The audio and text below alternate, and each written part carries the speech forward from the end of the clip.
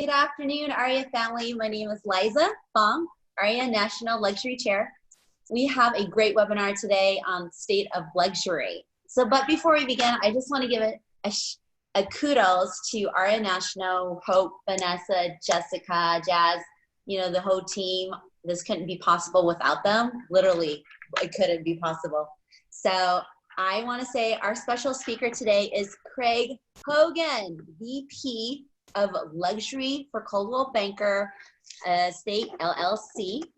And he's been a longtime supporter for AREAA, and he was our 2015 AREAA Luxury National Chair. So Craig, how did you get involved with AREAA? Tell us a little bit about that. I got roped into one of your big meetings. Oh, you did?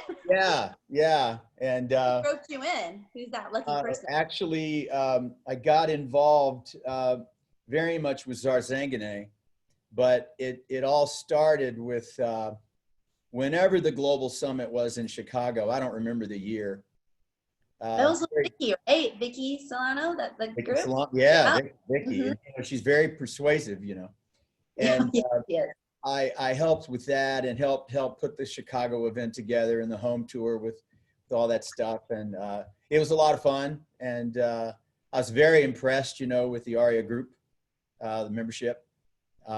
Best dressed conventions of all the ones that, we get roped into going to, and everyone's there on time. I don't know how they do it, because I know they stay out late, but hard focused and great content. And I just enjoyed them immensely. So that's how it got started. And that was a while back. That's awesome. Right. And I was telling you earlier, I was trying to find my AREAA pin today, and I have so many of them, I don't know which one's current. And my favorite is that, what did you call it? A founder's pin or a it's the bar? Yeah, it's just the bar, and it's just the little bar. It's actually it's a collector's. They spent a lot to really design that. So don't lose that pen. Yeah, I'm not going to lose it, but I couldn't find it today, or I'd be wearing it to sport. So. Yes. Well, no, thank you so much. Well, a little bit about you. You started your real estate career in what, 1996? 1996. Hard to believe, because I'm only 21. Yes, you look great. I mean, you're styling. I don't know, how did you get to being so stylish? Who was your inspiration from that to get into this? I'd have to say, honestly, it was my grandfather. He got up every morning and brushed his fedora, and he had his custom-made suits and polished his shoes every week and things like that. So I grew up with my grandparents, and that was kind of a start for me. So we weren't allowed to leave the house unless your shoes were shiny and your belt was buckled and your shirt was right. And it just started a thing with me, and it just became a thing. And now I'm a clothes horse, and my closet's overflowing, things hanging on extra space, but it's fun. It's women get a lot of choices. Men have to, just wear suits. So I think it's great to be able to, to get it all up when you can. So. Very cool. So, well, just a little bit about you.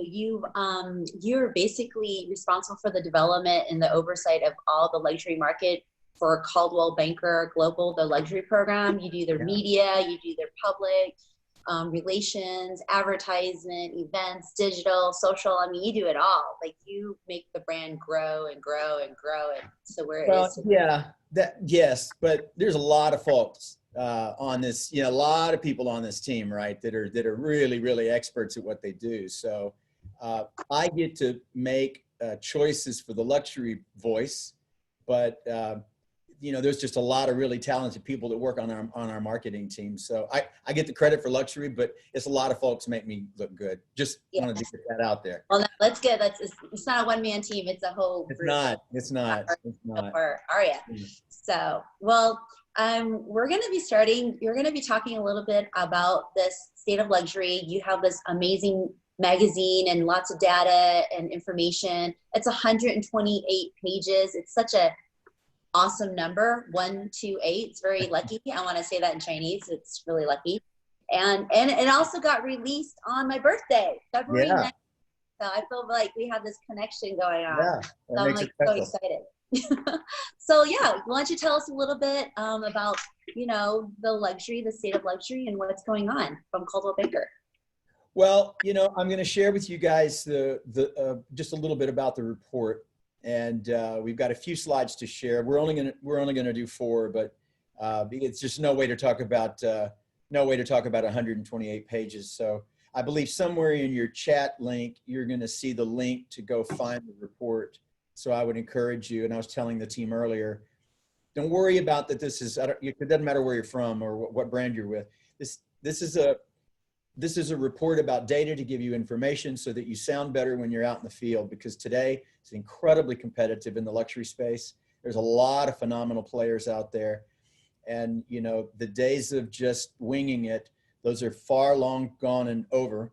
And realtors today have to be experts at what they do. They have to know how to answer questions and how to talk about something bigger than their little frog pond. And so I learned a long time ago that it's one thing, like I'm in the Chicago market. Welcome to my home here in Chicago. It's one thing to know about the Chicago market and be an expert at that, which I was and am, but that's not enough today. The big players in big luxury real estate, they want you to know more than just your little world. They want you to know what's going on in the world. They want you to know what's going on in other markets, what's going on in the feeder markets that feed their city. You know, who's going to buy my home? Where are they going to come from? So when we started, I started with Coldwell Banker in 2015, August of 2015, and we sunset the former luxury program and relaunched the global luxury program. And one of the things that we did right up front was make sure that we have tons of data and reports, because we're one of the last brands that are doing the really big reports like this. Like you said, it's 128 pages. You know, this is like an eight month baby to produce. It's literally like a baby to produce. I mean, it takes a big team, tons of research, and the luxury market is such a small section, right? It's just a small section. It's about 3% of the total U.S. housing market. But it's so competitive and so critical because everyone wants a piece of that pie. Right. It's a small pie and everyone wants in on it. And so that's the purpose of the report, is to give you the ammunition. And that's why I tell you, it doesn't matter what brand you're from. Download it, read it, use some of it, and I guarantee you'll sound better if you know how to talk. If you can talk better, talk a better game, as they say. If you can talk better than the other agent, sound like you're more in it, more with it, more knowledgeable, you will more than likely win the day. Yep, you got it. It's really about knowledge. So what you see on the screen now is just a sort of an assortment of our cover. And I don't know if you can see our 2020 spokesman. I see videos on top of him, but it's Ricardo Rodriguez. He's in Boston. He's the #1 Latino agent in the United States, and he's the #1 agent for Coldwell Banker in New England. And he's sort of our agent spokesperson for it, but he's covered up. But so it's a really sexy looking piece. We always try to make sure the cover is magazine style to make people want to read it, make people interested in it. And just a sampling of the news things on the top. But I'll tell you, this ended up being the most read report that the brand has ever put out in history. This one, launched in February, turned out to be the most read report we've ever done. And combined with a look at wealth, which is a study on millionaire millennials, which I'm going to touch base a little bit on. These were the 2 most read creative pieces that Coldwell Banker, the brand, ever put out in history. What does that tell you? Amazing. People want data. People want information. People don't want your recipe cards, and they don't need to be told to turn back their clocks, right? Your database is looking for information, and they want to know that you're the player and that you've got that information and you're in tune, so that you can tell them, listen, you're off base, or you know what, I think we can do this, or yes, you should buy here. It's up to you, but I wouldn't, that kind of thing. And why, and know why, and be able to take them down that journey.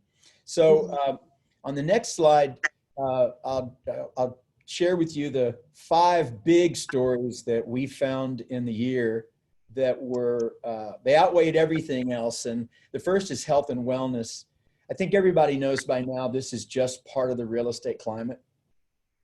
I keep looking at you on the screen over here. I'm supposed to be looking at this one. I know it. So if I look like I'm Oh, talking to the wall. actually good. I like that view. I'm going to do that too. I like that view. I really do. Don't worry about it. Okay. Well, health and wellness just plays such a big piece. You know, it really started a few years ago, but now it's just part of the ecosystem in luxury real estate. And I think even in real estate, I see it here in Chicago. It doesn't have to be luxury. Health and wellness is becoming a focus. But what we learned last year was that the Global Wellness Institute estimates the wellness market as a whole at $4.5 trillion in the United States.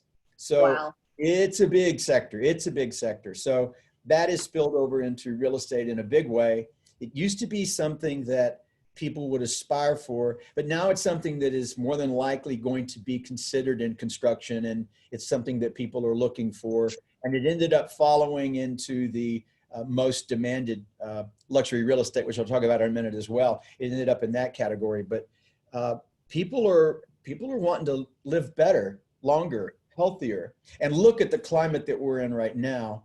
There couldn't be a better time to be living in a property that was considered. In fact, in Boston, we've got a development where the countertops in the lobby are copper for non-bacterial spread, right?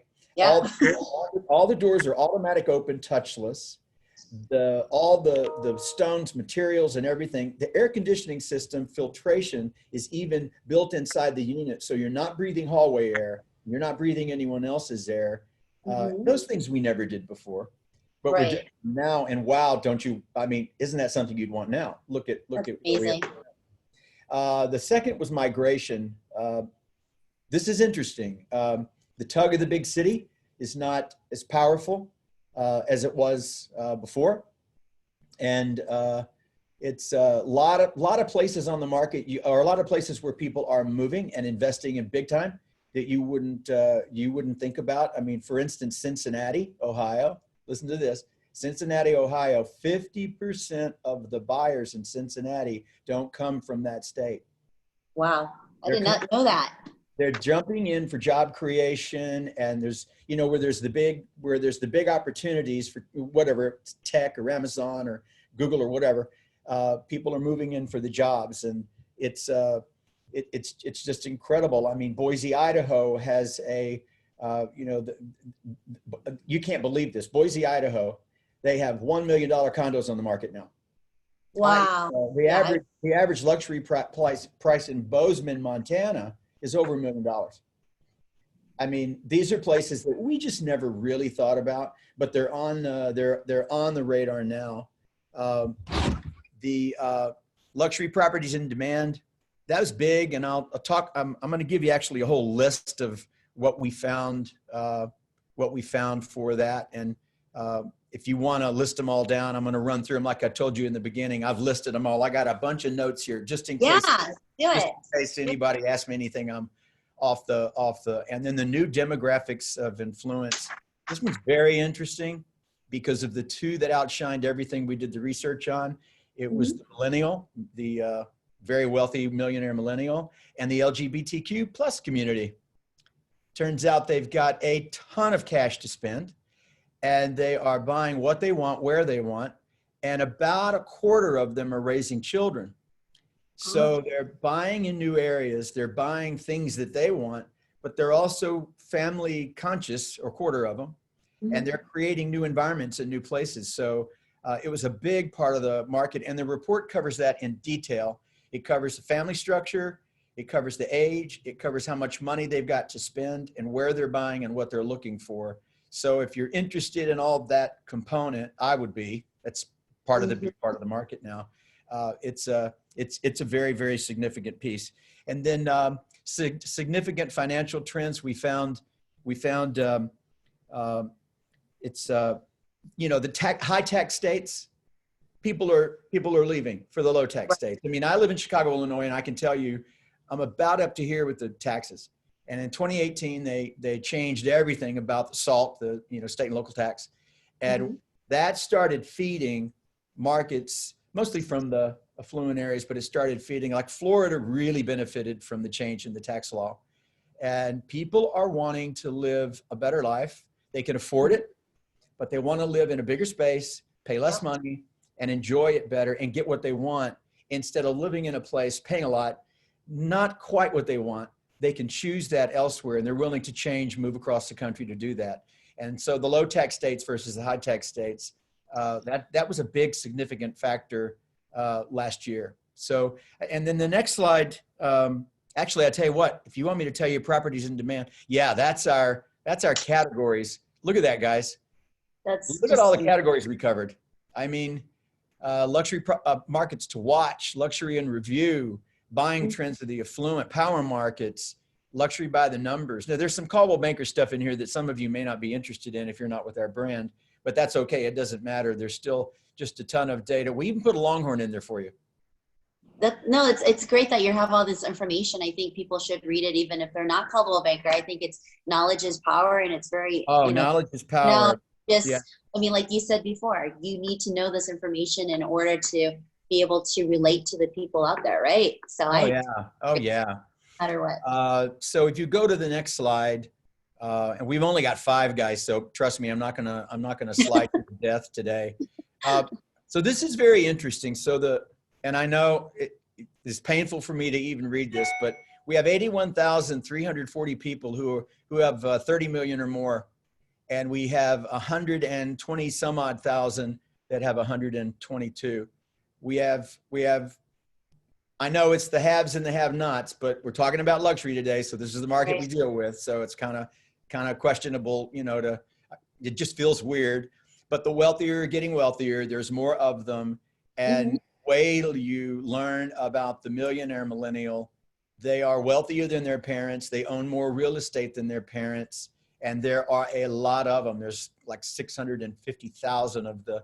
Wow. I know. They're, I think they own on average of 3 homes, and they're buying. Yeah. And believe it or not, I don't know if you guys even know about Traverse City, Michigan. Gosh, I don't even know if people have even heard of it. Let me tell you, they're flocking. They're flocking to Traverse City, Michigan. It's cold. They can live in a low tax state. They can live on the water. It's a foodie, brewery town, and it's absolutely stunning. Homes are expensive, and the millionaire millennials, that's the #1 spot that came up last year as far as where we track them moving to. That was the city. I know, blown away. I'll have to check it out. I've never been there. So. It's fantastic. You may not want to leave. But the other thing that was really interesting was the great transfer of wealth, and I'm sure that many of you have already researched this or heard about this. But over the next 15 or 20 years, 68 trillion with a T will be transferred, because the millennials are now the largest population segment to have ever lived in the United States. So it's no longer the boomer, it's now the millionaire millennial. So now that they're up there, the others are retiring. So over the next 15 or 20 some odd years, that transfer is going on, and it's already started. Hence the large number of millionaire millennials. The transfer's already started. So there's a lot of research on this. We did a study. You can find it on the same link we sent it to. It's called A Look at Wealth, the Millionaire Millennials. It's right beside this report. I think it's got a great shot of some really handsome people sailing on a yacht or something like that. We have to have the eye candy on the cover. Gotta look good. You gotta look good. You gotta look good. But the wealthier are getting wealthier. There's a larger number of them, and the younger people are coming up, and they've got a lot more money. So I know people think about the millennials. They think they're all living in their parents' basements, but and that may be true for a lot, but it's not the group that we work with, right? So you don't want to underestimate, a 35-year-old and think they can't come in and buy what you're selling. Treat them with respect, because you just don't know. They can probably buy that and more. And then on the next slide, this one is about, pretty sure look at this. 92% of millennial millionaires own an average real estate portfolio of 1.37 million across 3 properties. Wow. So they're flexing their muscle. They're buying where they want. They're living the way they want. Mhm. Their choices are a little bit different than what our generation before. It probably even different from, I'm almost 60, probably even different from what I would choose, but not too far because I still think I'm kind of young, at least in You're heart. like one, okay? I love the way you dress. It makes you I look love it. young. I love it. I love it. So it's just a very interesting study that, you know, the young and influential are flexing their muscle. They're out in the buyer pool. The millennials are going to make up the largest buyer population in 2021. That's just something that I think all brands know. It's just research. They're just in numbers. But for this purpose of this call, because you guys asked about the report, I wanted to share with you this particular slide because this is the group we're going to encounter. You know, I know my team still sells in Chicago, and we'll sell with anybody as long as they're nice people. But Right. when we come across the wealthy millennial, we know exactly what they're looking for, why they're looking for, because we created this report. So our team's read this report over and over and over again. So we know what to say. We know what they're looking for. We know the difference in the property demands that they have, and they're definitely different. You know, they do not want their parents' giant old home out in the. They don't want that. They don't want that. They want to be in the middle of everything. They want action. They want to be, they want to be close to everything. They want activity around them. They don't want a bunch of noise, you know, so you don't want to live on 6th Street in Austin, right? But Austin is one of the hottest markets we have. That's right. Absolutely hot markets that we have. So I think that's all the slides, right? I think so. I think that's all the I think slides. so. So, I mean, we're open to questions. So if anybody has any questions that they want to ask, feel free to, go to the webinar and type in some questions. I do have some questions that we have for you, Craig. You opened this year's report with a health and, wellness being one of the biggest deals in the real estate purchase. How do you think COVID has changed the health and wellness look in a property purchase? Well, I'll tell you, we're already covering that. It's going to be in our next report. It's going to be in our supplement that's going to come out at the end of the year because we, obviously, like everyone else, we've been dealing with it as realtors. But on my side, I deal with it as a representative of the brand, and because we're in, 40 some odd countries, most of our footprint has seen COVID. Obviously when it started, as Italy and Spain and all, it was just so difficult, and then it got here, and I think it's changed things dramatically. I think it's changed the real estate industry. I think it's changed how we do transactions. I don't know how many Caldwell Banker people were on the call today with the title company, but now they have valet closings where you pull the car up, they come out, they snap your license plate, go in, do the closing, come back out, hand you the thing, you're gone. I'm used to a conference room with 15 people, right? Sitting there for 2 hours, and you got to, small talk and waiting on the keys, right? So I think that's changed. But what we have seen, and we do all of our research for market statistics through our agents. We don't hire it out. We get it from the agent in the field, and I think that's one of the things we're proud of. It makes what we share with you. This is real time. This is real time. So like this report that we're talking about, we had over 100 agents involved with what was going on in the real time world. So you're getting it right from the agent who's dealing in the luxury space. And what we've heard lately is the COVID's definitely affected the way we look at our home. We've all been home now for so long. Right. And, the question is, does your home still work? And right?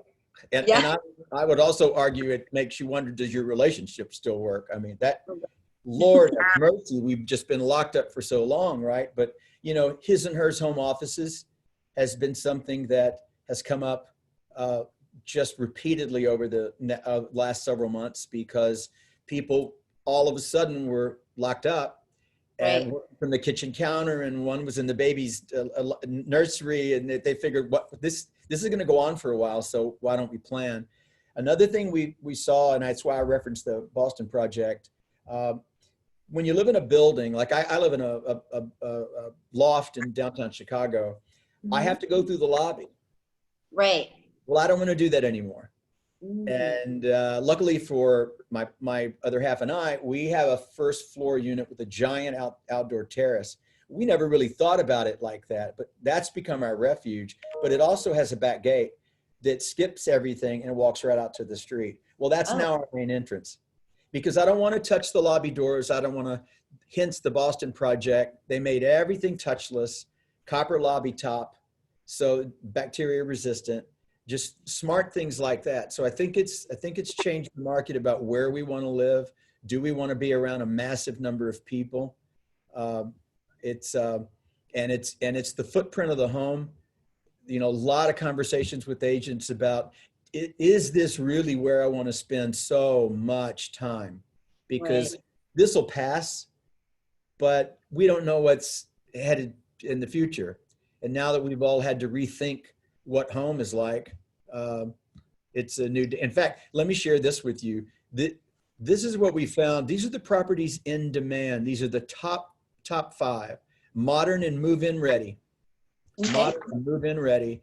Renaissance situations, which are like industrial, being converted and brought up to a new life that was sort of maybe close to the water, close to downtown, but not in the middle of it. A big focus on wellness. Yeah. Properties affiliated with luxury hotel brands or luxury organizations, because you get a lot of amenities that may not be the common lobby get-together thing like it used to be, but all the other things that you want to be able to have.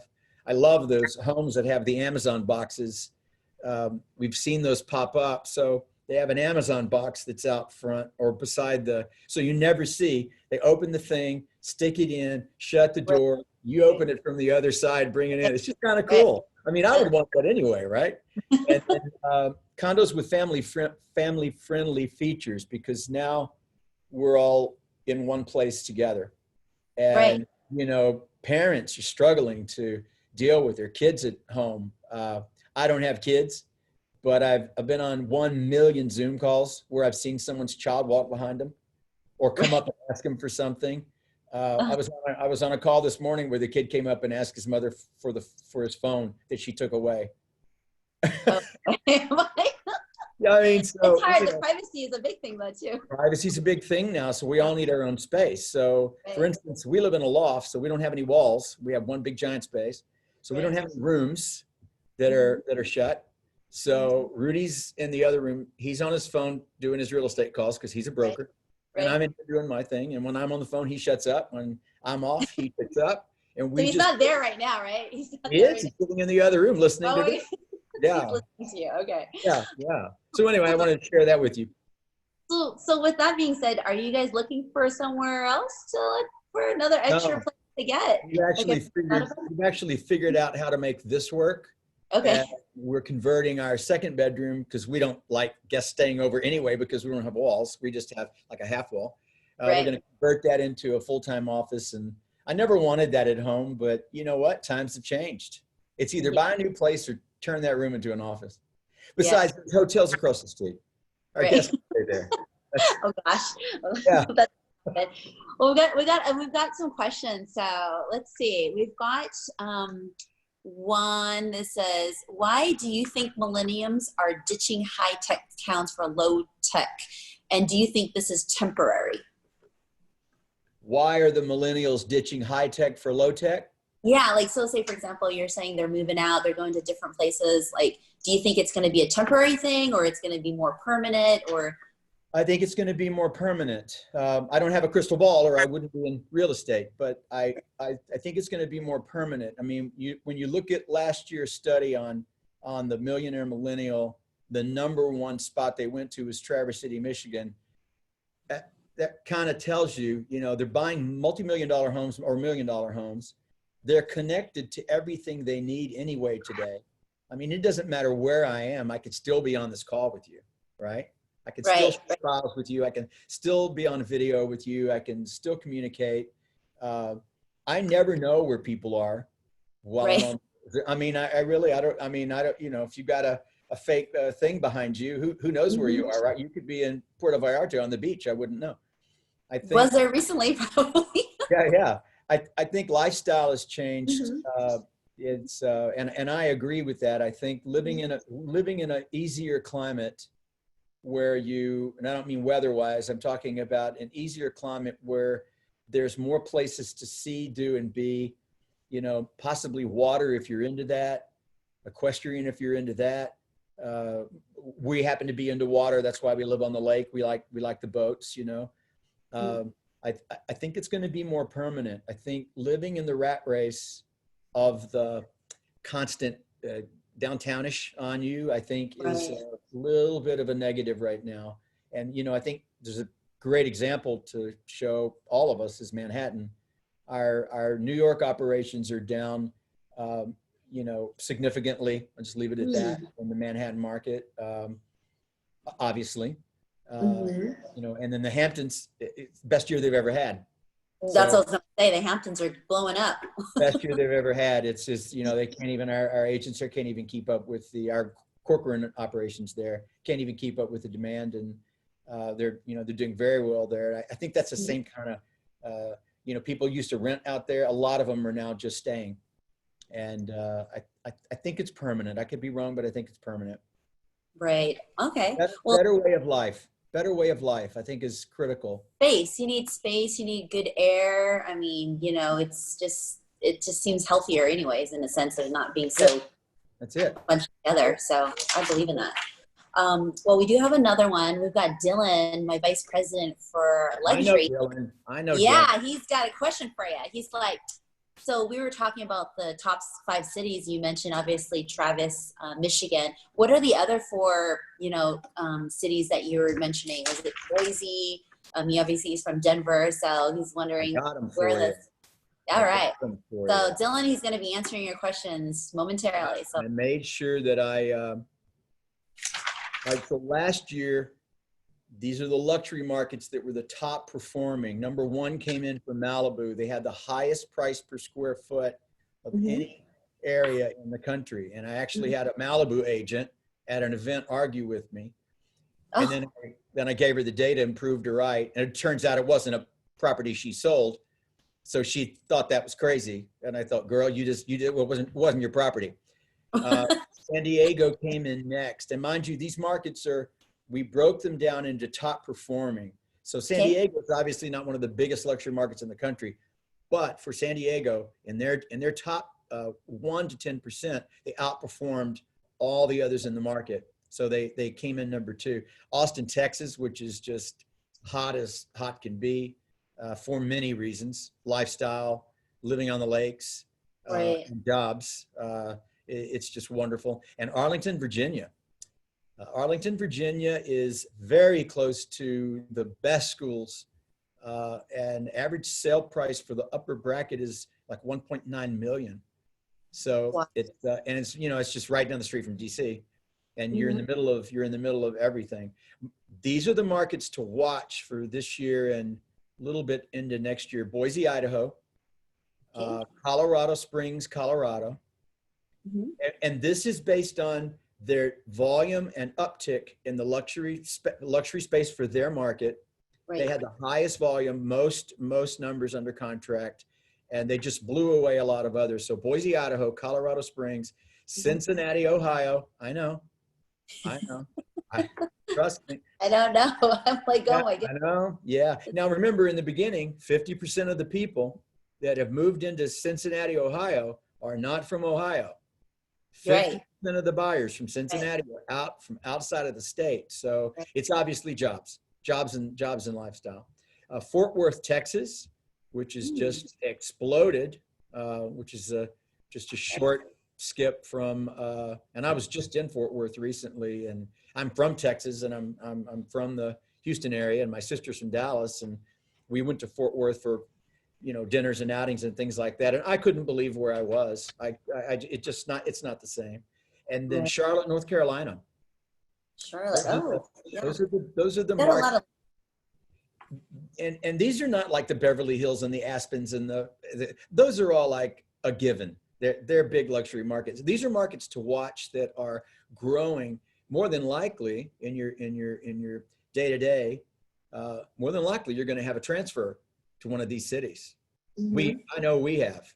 And Right. when they say, hey, I got a job, in fact, a unit that my partner just sold last week, totally virtual, by the way. So that was weird for us to see that.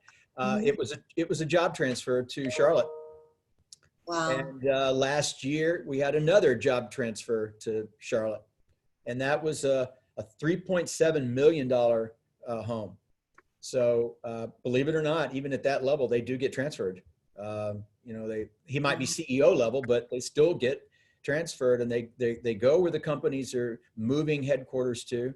A lot of big companies are putting headquarters in these cities, and it's You're creating right. a massive amount of jobs. And so those are cities to watch. Now, if you want to go outside the country, these are the markets that are really on fire right now, and that would be France. Mind you, they shut down totally for a while. Right. Not anymore, Right. not anymore. And they had Right. the riots with the yellow vests and all that, but that's all gone. They've got a little bit of unrest right now, but our agents over there are doing very, very well. Portugal, I was just in Portugal not even a year ago, and believe it or not, sleepy Portugal, it is now like financial center, Oh yeah. and It's popping. our agents are doing rock solid business. Italy is back on fire after their massive 4-month closure, back on Mhm. fire. Wow. Grenada, Jamaica, Turks and Caicos, St. Croix, British Virgin Islands, and India. I don't know how many of you think about India, but Bangalore is one of the most expensive cities, period. Uh, Wow. we have the listing for the Four Seasons residences in Bangalore, and they're like 4 million ish. And then you come down, and there's a cow in the street. It's Right. it's right. It's amazing, but there's a lifestyle going on in these cities, and they're a bit on fire. So those are markets to watch. And home automation. Oh, here's what I wanted to share with you too. 2019 most desirable amenities. I thought you might like this. These are the Oh most yeah. desirable amenities. Mhm. Home office flex spaces. So, and we heard a really great report from Tracy Allen in Hawaii. Rooms need to be multiple things now, and they kind of like that lifestyle. So, a dining room doesn't have to be just a dining room. It can also open up into another space, and that Mhm. space can reflect that, and you can use both. Outdoor living spaces, Yep. sustainable and eco-friendly. It's very, very important. And to millennials, very important. They want to know where the wood came from. Is it sustainable? Right. Where did the stone come from? Did everything come from a place that is not endangered? That's very important to them now. Vehicle storage, move-in ready or brand new, home automation, and gym spaces. Oh yeah. And I'll tell Huge. you, the swimming pools and the tennis courts didn't even make the cut. And I mean, Mhm. I kind of get that. How often are you out there playing tennis in your own tennis court? I mean, it Not looks good. very. It's like a trophy to have, right? But Right. it's just something to take care of. And look at some of these listings we have that have these underground bowling alleys. I mean, come on. How many times are you in the lower level bowling, right? Not We very often. I know some yeah, we people. had this really big listing one time, and they took me down. They were so proud of this incredible bowling alley, and I just stood there thinking to myself, this is 4,000 square feet of useless space. Yeah. Yeah. They're big. They've got these 2, 3 lanes, and that's it. I Yeah. mean, that's pretty much And all there's no they. one down there. And you're thinking, okay, occasionally you can invite people over, but so that's some data for you. But thank you for asking that, Dylan, and I hope you're well.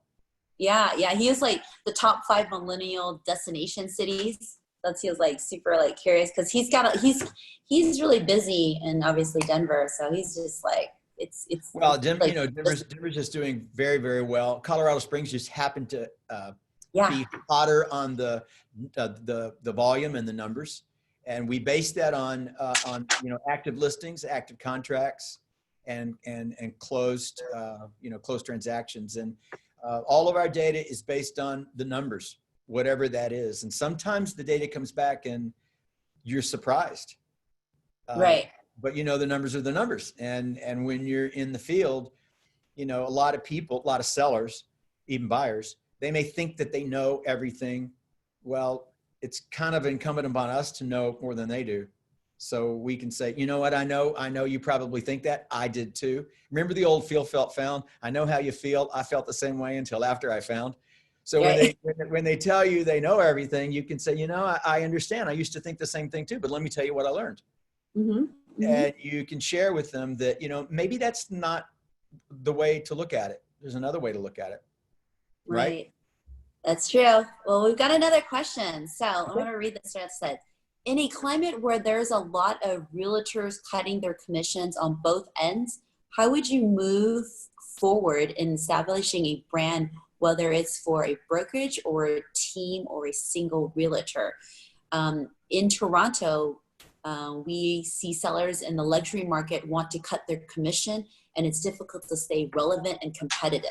Like how would you? Yeah, so it's tough, right? It's tough, and I can tell you I would imagine that we're all in markets that have reduced commission brokerages around us. I'm sorry to hear there's that much of it in Toronto, because Toronto's a great place to be.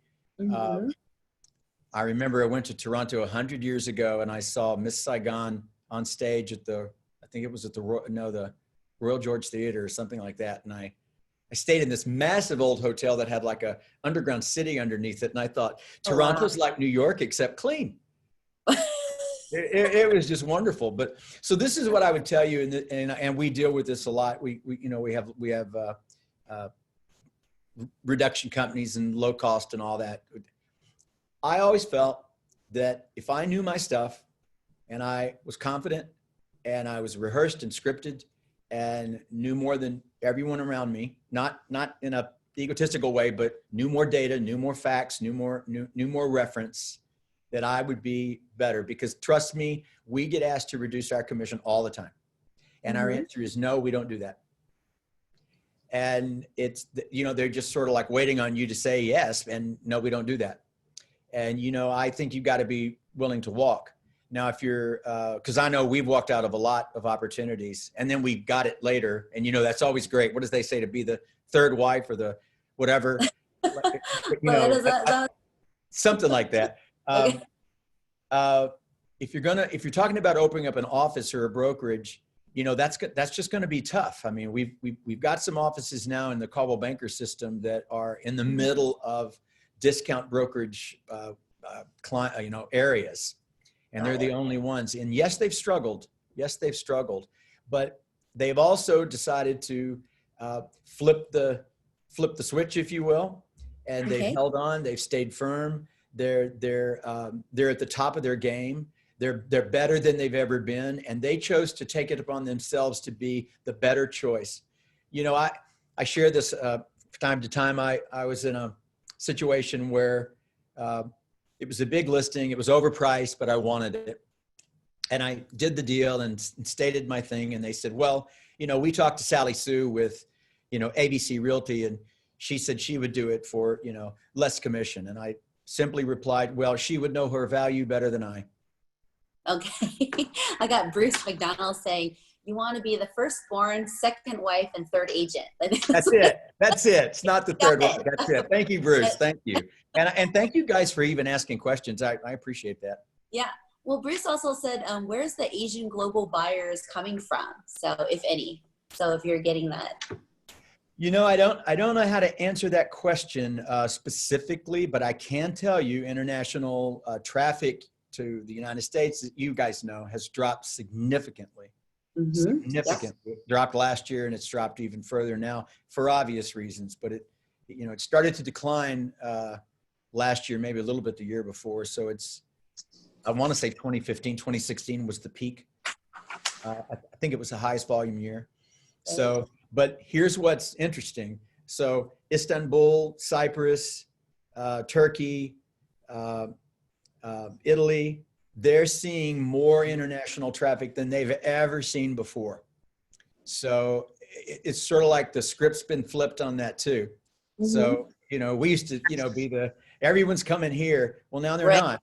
They're going into a lot of places because, you know, there's a lot to be said for living in another part of the world that you want to live in. You feel safe and you can operate in. And most of the big the big European cities and some not, just there's others out there. So I can't tell you where the Asian traffic's coming from, but I did find it interesting to read the NAR study on the Asian buyer. And, you know, I want to say the average price of a transaction was in the fours. I think that was last year or something, Lisa, I don't know, but it was a NAR statistic.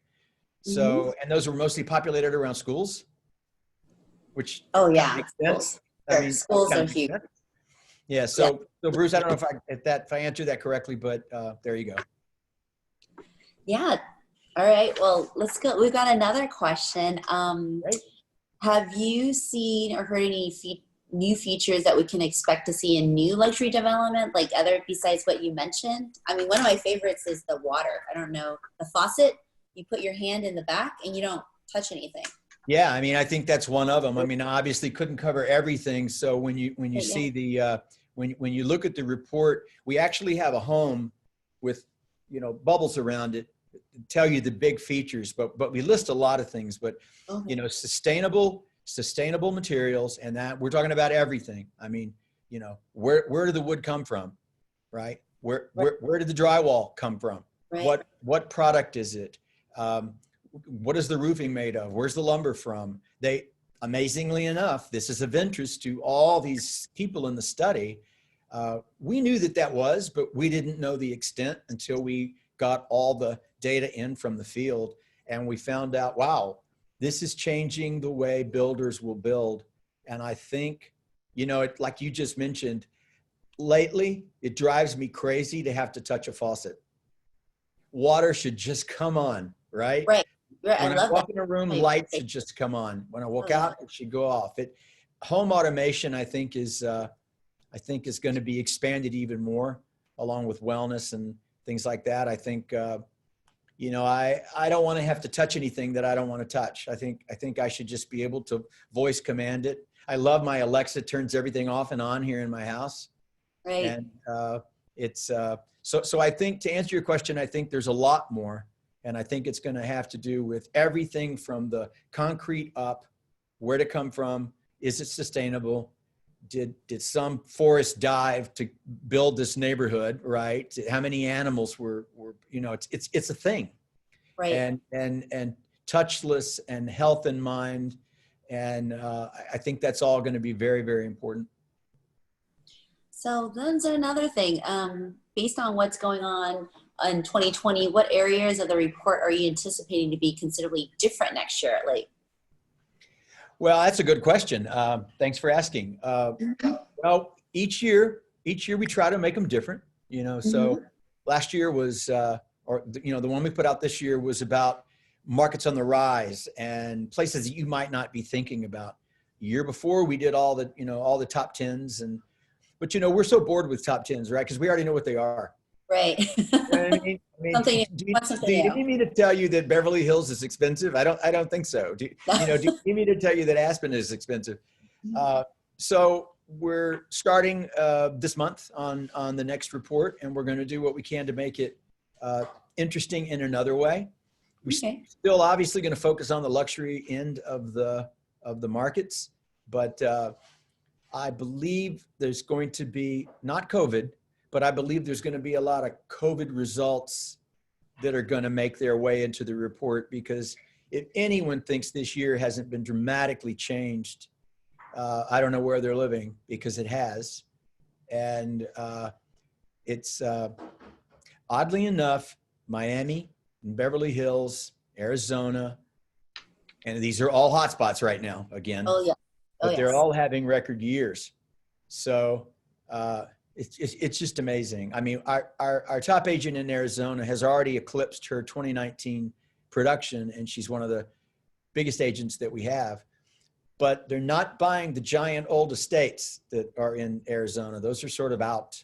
You know, they're buying in the Ritz-Carlton residences, right? They're buying in the Four Seasons residences. They're buying in the gated communities that have all the things that you'd want. So they're places to go and be, because a lot of that is second and third home. You know, not a lot of people live in 120 degrees during the summer. You know, they come there when it's a better climate. So we're going to do our best to make it is interesting. We've beat our numbers each year, but I would strongly think there's going to be some COVID results brought up into that. And, but we'll still talk about all these things that we know and love and most of us can't afford.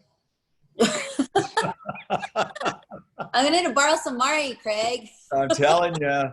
I don't know. I mean, I feel like the stock market, a lot of people, the rich got richer, I mean, during this COVID time, and they're just buying up. I don't feel like that they really stopped for the people that's, wealthy.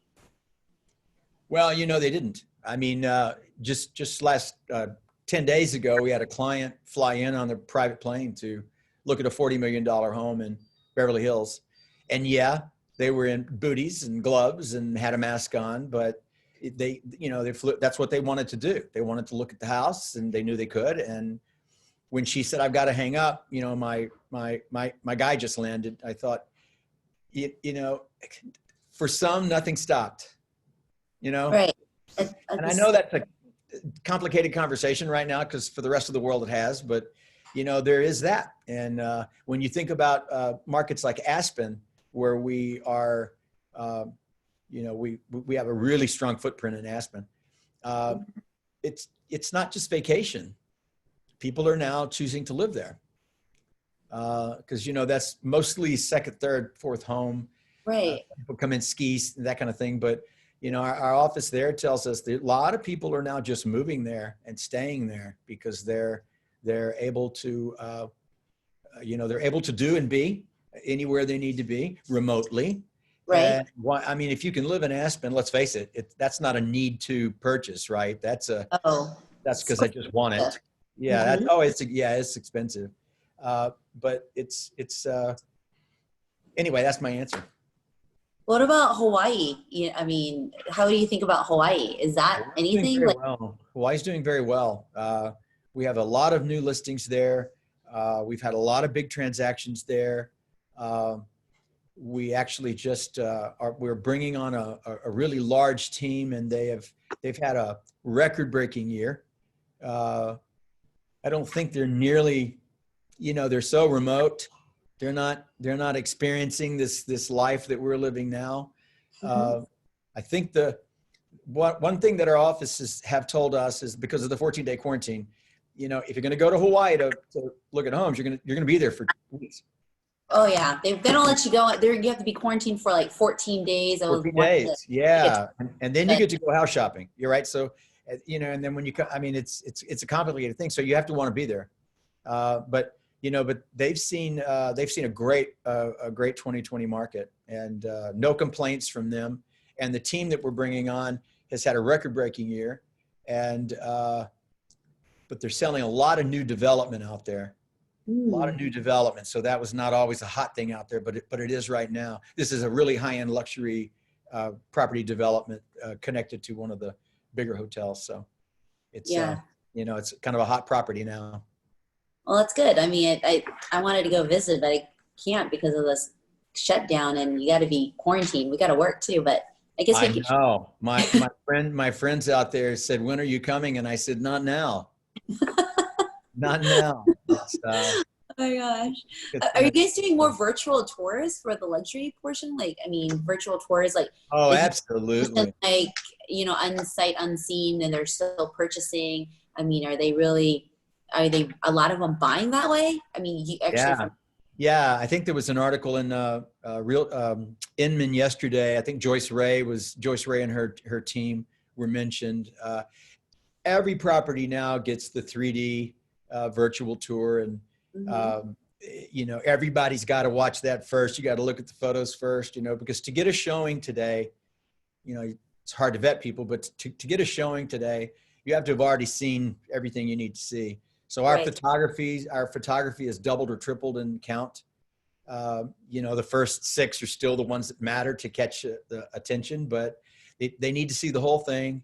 And we're doing the virtual 3D tours on almost everything. It's just a new way shouldn't be a new way of selling, because we've been doing virtual tours for a long time, but now it's upped its game, and it's just part of what we do. I think all the agents that are selling in the big end know it. I think when you talk to like Jade Mills and Joyce Ray and Christoph Chu and Wendy Walker and Tracy Allen. I mean, everything is in a package. Everything's done the same way. Well, not the same way, but everything's treated with a lot of love, and it's a lot all virtual, because everything's going to be virtual from the start. There's just no random, I want to look at the property, meet me in 20 minutes. Right. There's no, I mean, a lot of the virtual, I think their focus is like on the backyard, looking for space, like privacy, things like that, is enough rooms. And all the showings, the virtual showings that have picked up, I think something we've learned from that for the luxury space, especially, but I think this is for the whole market. We should always have a virtual showing anyway first, and walk them through the property. I was on 2 different virtual showings last week with different properties, and one was in Malibu and one was in Pacific Palisades. And I felt like I was in the home, and it was like seeing a showing, because the agent walked me through, showed me everything. And I felt like I was walking through the home with him, because he did it so well. And I thought, we should have always done this. As opposed to just saying, here, take a look at the video. We should have always jumped on with him and say, hey, let me take you through it. And to see the agents stepping up and doing that now, I think that's just the new norm. Because, let me do this for you first. Jump on, let's go, let's take a look. And then if they say, hey, not for me, there you go. No, I like that. I think it's more personable too, and they get to see you and they get to hear you describe it. If you've got any questions, you're able to, kind of relate back or communicate back with them. Yeah, let me tell you this story. This kind of blew me away. So Wendy Walker in Arizona, she's in Scottsdale. She's one of our bigger agents out there. She did a study on all of her videos, and she gets a lot of hits because she's got a lot of beautiful eye candy real estate listings, because she deals in the upper bracket. Right. But the biggest number of video views she got walking through the home on a tour on her phone. It was like a bit raw. It was her in the home. She was talking to you. You felt like you were with her. Right. And on the first video, which was a virtual tour style video, they had 1,200 hits. On the one that was just her talking to you, she got 12,000 hits. Wow. Yes. Yes.